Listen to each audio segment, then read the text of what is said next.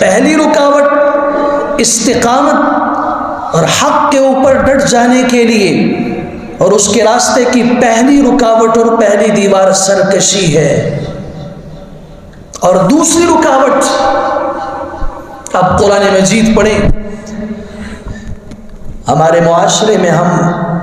عجیب و غریب افعال کرتے ہیں، اور جب کہا جاتا ہے ایسا آپ کیوں کرتے ہو، اگر میں نہیں کروں گا تو لوگ کیا کہیں گے، کہتے نہیں کہتے؟ اپنی شادی کو لے لیں، پیسے دے کر اپنی ہلاکت، پیسے دے کر،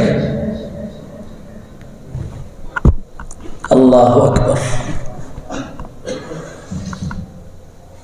میں تو خود نکاح کی فیس نہیں لیتا،